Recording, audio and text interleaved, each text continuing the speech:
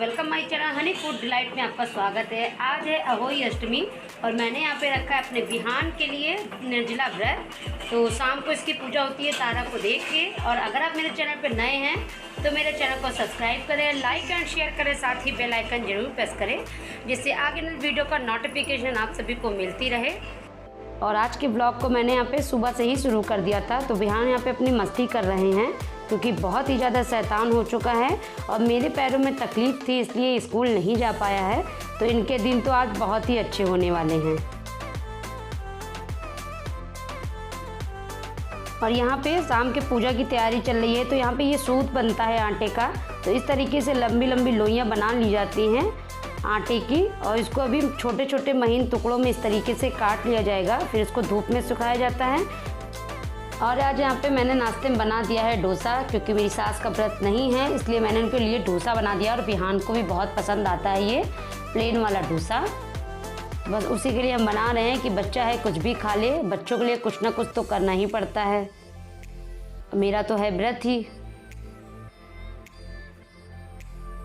और अब यहाँ पे मैदे की पपड़ी बनाने के लिए मैदे का आटा लगाया जा रहा है। तो मैदे की पपड़ी को बना करके धूप में सुखा लिया जाता है जिससे जो है ये कम तेल में और अच्छे से कुरकुरी कुरकुरी ये बन जाती हैं। तो दूसरा डोसा भी यहाँ बन करके तैयार हो चुका है और नाश्ता भी मैंने यहाँ पे सबको करा दिया है। तो अब ये देखिए पपड़ियाँ कुछ इस तरीके से यहाँ पे बनाई जा रही हैं।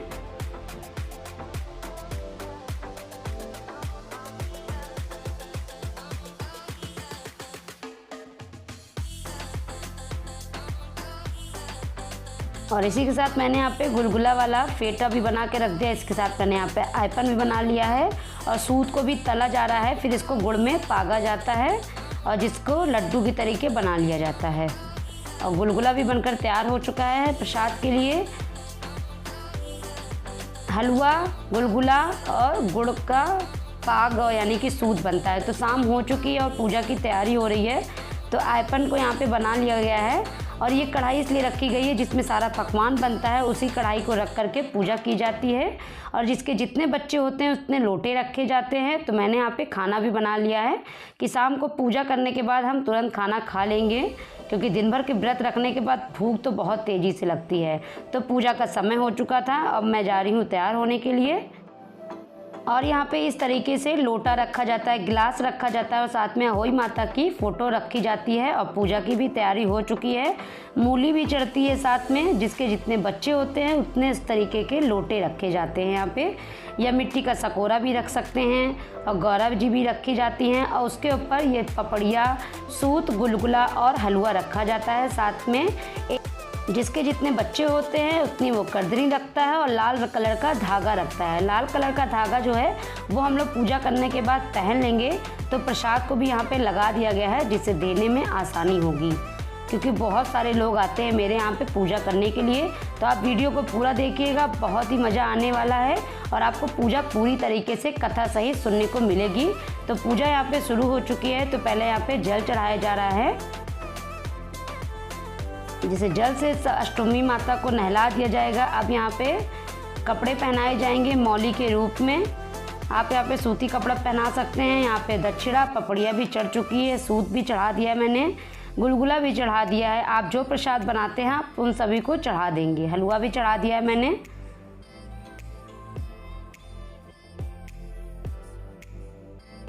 आप वीडियो को पूरी देखेंगे तो आपको पूरी पूजा विधि, कथा, आरती सहित सब कुछ सुनने को मिलेगा। तो प्लीज़ वीडियो को आप पूरा देखिएगा। और मेरी वीडियो अगर आपको अच्छी लगती है तो इसको लाइक, सब्सक्राइब, शेयर ज़रूर कीजिएगा। तो अब यहाँ पे माला भी चढ़ा दिया जा रहा है।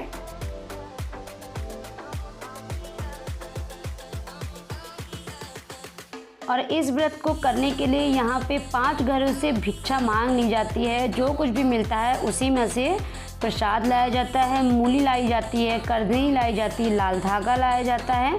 मतलब कि पूजा का सारा सामान उसी पैसे से यहाँ पे लाया जाता है। और सब जगह अलग अलग रीति रिवाज से इस पूजा को की जाती है। तो आप मुझे कमेंट करके ज़रूर बताइएगा कि आपके यहाँ इस पूजा को कैसे किया जाता है।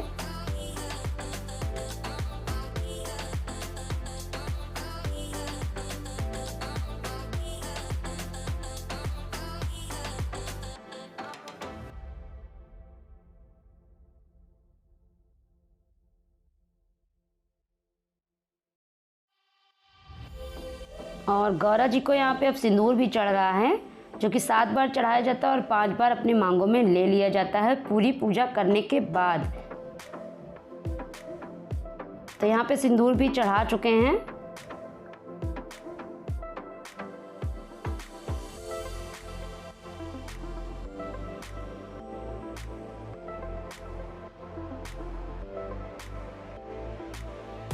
और दिया साथ में धूप बत्ती जला करके एक बार आरती घुमा करके यहाँ पे रख दिया जाता है, क्योंकि आप पढ़ेंगे कथा और कहते हैं कि जब कथा या आप कुछ भी कीजिए तो एक दिया ज़रूर जला देना चाहिए, फिर आपको कथा यहाँ पे पढ़ना चाहिए। और आरती भी हो चुकी है। तो कथा कुछ यहाँ पे इस प्रकार है, जो मैंने यहाँ पे पूरी सुनाई है।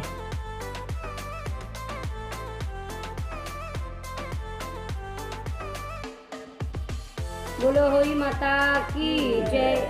एक नगर में साहूकार रहा करता था। उसके 7 लड़के थे। एक दिन उसकी स्त्री खदाने में मिट्टी खोदने के लिए गई और जो ही उसने वहां जाकर कुदाली मारी, क्यों से ही के बच्चे कुदाल की चोट से सदा के लिए सो गए।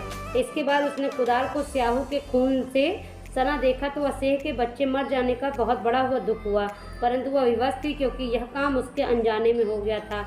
इसके बाद वह बिना मिट्टी लिए ही खेत करती हुई अपने घर आ गई। उधर सबसे अपनी घुरकाल में आई तो अपने बच्चों को मरा हुआ देखकर नाना प्रकार से विलाप करने लगी और ईश्वर से प्रार्थना करने लगी कि जिसने मेरे बच्चों को मारा है उसे भी इसी प्रकार का कष्ट होना चाहिए। तत्पश्चात सेह के श्राप से सेठानी के 7 लड़के एक ही साल के अंदर समाप्त हो गए। इस प्रकार अपने बच्चों को असमय काल के मुंह में समय से जाने पर सेठ सेठानी इतने दुखे हुए कि उन्होंने किसी तीर्थ पर जाकर अपने प्राण गंवा देना उचित समझा। इसके बाद वे घर लौटकर पैदल ही किसी तीर्थ की ओर चल दिए तथा खाने की ओर कोई ध्यान न देकर तब तक उनमें कुछ भी शक्ति नहीं थी और साहस रहा, जब तक वे चलते ही रहे और पूर्णतः अशक्त हो गए। अंत में मूर्छित होकर गिर पड़े। उनकी दशा देखकर भगवान करुणा के सागर ने उनको मृत्यु से बचाने के लिए उनके पापों का अंत किया और इसी अवसर पर आकाशवाणी हुई कि सेठ तेरी सेठानी ने मिट्टी खोदते समय ध्यान न देकर सेठ के बच्चों को मार दिया था। इसके कारण तुम्हें अपने बच्चों को दुख देखना पड़ा।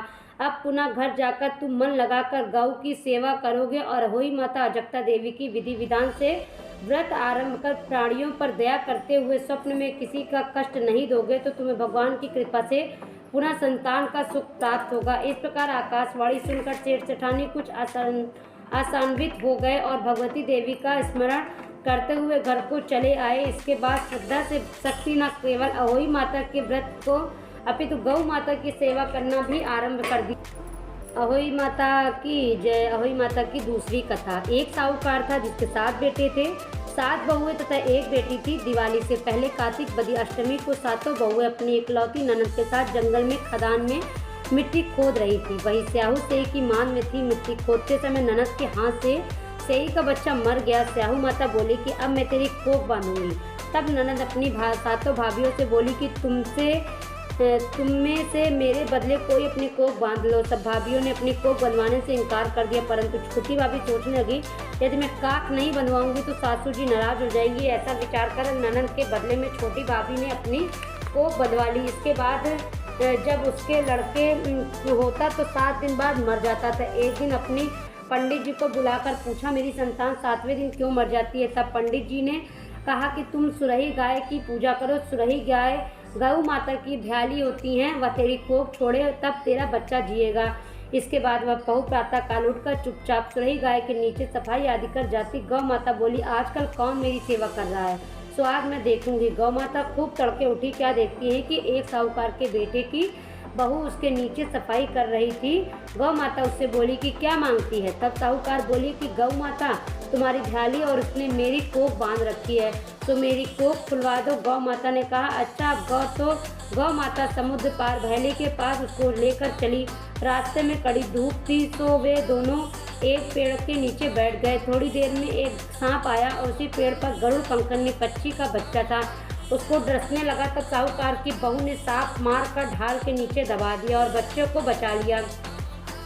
थोड़ी देर में गरुड़ पंखनी आई तो वहाँ खून पड़ा देखकर साहूकार की बहू के चोट मारने लगी। तब साहूकार ने बोली कि मैं तेरे बच्चे को नहीं मारा है, बल्कि सांप तेरे बच्चों को डसने आया था तो मैंने उससे तेरी बच्चे की रक्षा की है। यह सुनकर गरुड़ पंखनी बोली कि माँ तो क्या मांगती है। वह बोली 7 समुंदर प्यार स्याऊ माता रहती है, हमें तो उसके पास पहुंचा दे। तब गरुड़ पंखनी ने दोनों अपनी पीठ पर बैठाकर स्याऊ माता के पास जा पहुंची। स्याऊ माता उन्हें देखकर बोली कि आ बहन, बहुत दिनों बाद आई है। फिर कहने लगी बहन मेरे सिर में जूं पड़ गई है।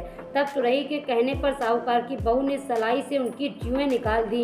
इस पर स्याऊ माता प्रसन्न हो बोली तूने मेरे सिर से बहुत सलाई गेरी है, इसलिए तेरे 7 बेटे होंगे और बहू होगी। वह बोली मेरे तो एक भी बेटा नहीं होता है, 7 बेटे कहाँ से आएंगे।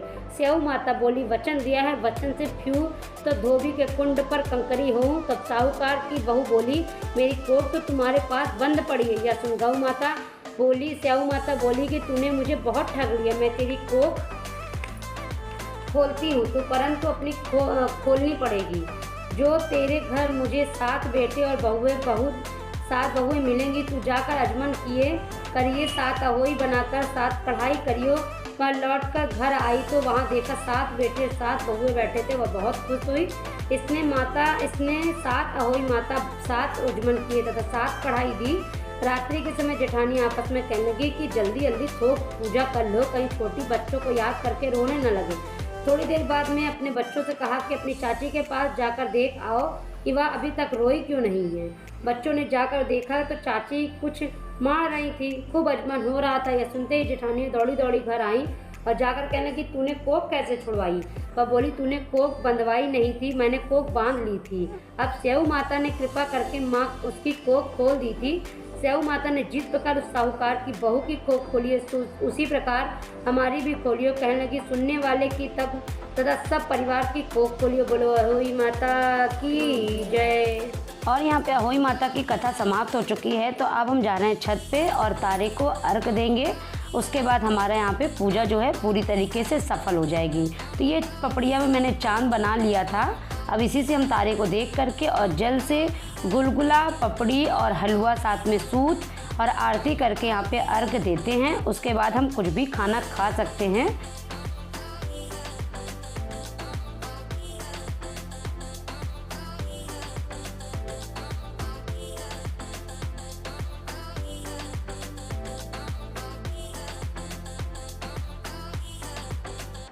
और तारे को अर्घ देने के बाद इस कढ़ाई में जिसमें मैंने पकवान बनाया था, सारा प्रसाद बनाया था, तो उसमें दूब की गड्डी बना करके इसको यहाँ पे पूजा जाता है।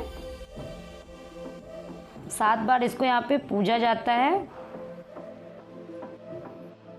और किन किन लोगों के यहाँ पे अहोई माता का व्रत इस तरीके से होता है या पूजा किस तरीके से की जाती है, तो आप लोग मुझे कमेंट करके ज़रूर बताइएगा। और आप सभी महिलाओं को मेरे पूरे परिवार की तरफ से अहोई व्रत की ढेर सारी शुभकामनाएं।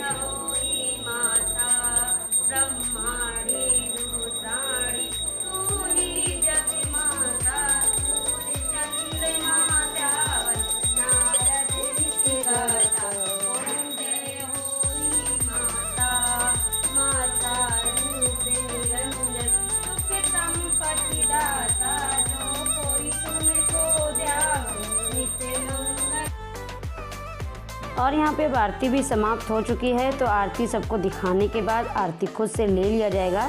उसके बाद जो चंद्रमा था वो हम लोग को मिलेगा और ये लाल धागा मिलेगा, साथ में प्रसाद भी मिलेगा। तो यहाँ पे टीका लगा करके मुझको प्रसाद, धागा और चंद्रमा मिल जाएगा। जो चंद्रमा होता है उसी से पहले यहाँ पे व्रत को तोड़ा जाता है। और हम यहाँ पे अहोई माता से कामना करते हैं कि अहोई माता इस व्रत को रखने का सौभाग्य सभी स्त्रियों को प्राप्त हो। तो आप सभी को मेरी तरफ से फिर से एक बार अहोई व्रत की ढेर सारी शुभकामनाएं। ये ब्लॉग एक दिन बाद जा रहा है क्योंकि मेरी तबीयत ख़राब थी, इसलिए मैं ब्लॉग को डाल नहीं पाई।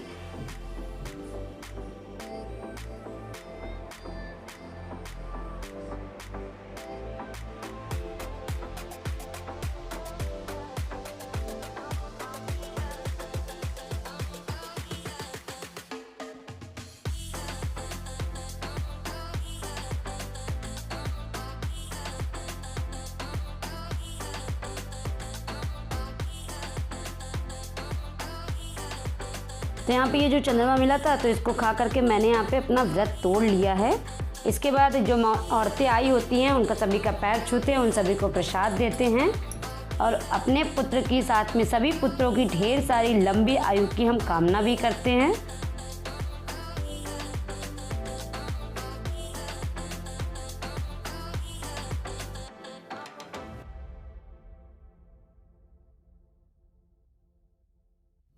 और सबसे बाद में यहाँ पे पानी पीने के बाद और हाथ धुलने के बाद यहाँ पे गौरा माता से सुहाग को भी ले लिया जाता है और हाथ जोड़ के प्रार्थना की जाती है कि हम सभी की वो रक्षा करें। तो इस तरीके से मेरा व्रत यहाँ पे पूरा हुआ और समाप्त भी हुआ। तो यहाँ पे ये औरतें आई हुई थी, इन सभी को टीका और साथ में सिंदूर भी लगेगा, इसके साथ प्रसाद भी मिलेगा।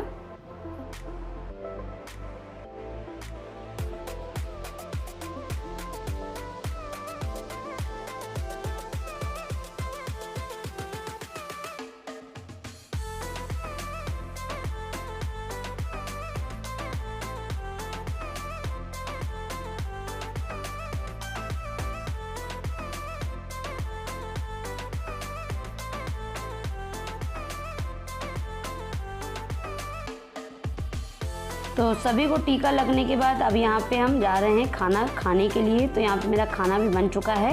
और अगर आपको मेरी वीडियो अच्छी लगती है तो मेरे वीडियो को लाइक शेयर सब्सक्राइब जरूर कीजिएगा। तो मिलते हैं नेक्स्ट वीडियो में। Thanks to watch my channel Honey Food Delight. Okay bye bye.